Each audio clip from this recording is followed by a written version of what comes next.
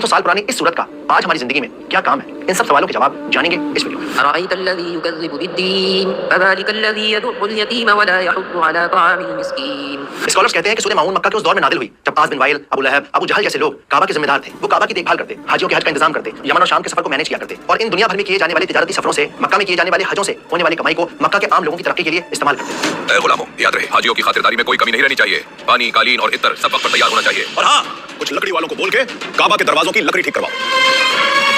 मगर ये सब एक झूठ था, एक फरेब। असल में गुजरते वक्त के साथ इन लोगों ने अल्लाह के घर काबा को सियासत और कमाई की दुकान बना दिया था। बनु तमीम के लोग कपड़े उतार कर तवाफ कर रहे हैं। कोई बात नहीं, वो जैसे हज करना चाहें करने दो। उन्हें नाराज करना मतलब कारोबार का नुकसान। इसके अलावा काबा के बाहर कुछ खोमचे भी लगवाए हैं, जाकर उनसे किराया वसूल कर लो। जी बेहतर, चलो चलिए। हर गुजरते दिन के साथ ये लोग बद से बदतर होते चले गए। ये गरीबों को खाना तो खिलाते लेकिन दिखावे के लिए, ये मिस्किनों की मदद करते मगर दिखावे के लिए, ये काबा का तवाफ करते, अपने बुतों की इबादत करते मगर वो भी दिखावे के लिए। दावत बहुत लाजवाब।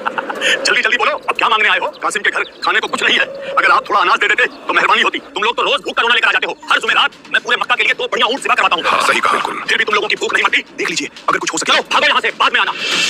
कबीले के सरदारों के इस रवैये ने मक्का के अंदर एक ऐसा माहौल पैदा कर दिया जिसमें गरीब, बेबस और लाचारों के लिए कोई जगह नहीं थी। वहाँ सिर्फ ताकत का बोलबाला था। ये पैसे और ताकत वाले लोग जिस तरह चाहते उस तरह गरीब और मिस्किनों के साथ पेश आते, अपने गुलामों को बुरी तरह ट्रीट करते। और सबसे बड़ी बात, ये ऊंच नीच, भेदभाव, जुल्म करना उनके लिए कोई गुनाह नहीं था, बल्कि उनके लिए एक आम बात थी, एक नॉर्मल कल्चर था। मैंने सोचा तुम सबको बता दूं, कल से 5 साल के बच्चे भी हमारी गुलामी करेंगे। जितनी जल्दी शुरू करेंगे उतनी जल्दी सीखेंगे। और हाँ, कोई बीमारी बुखार का बहाना नहीं, समझे?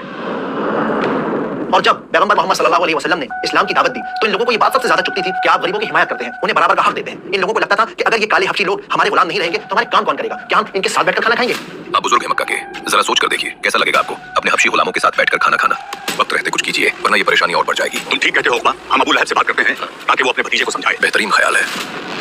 और एक दिन आप सल्लल्लाहु अलैहि वसल्लम ने वो किया जिसने अमीरी और गरीबी के बीच की दीवार को गिराकर इंसानियत का परचम सबसे ऊंचा कर दिया।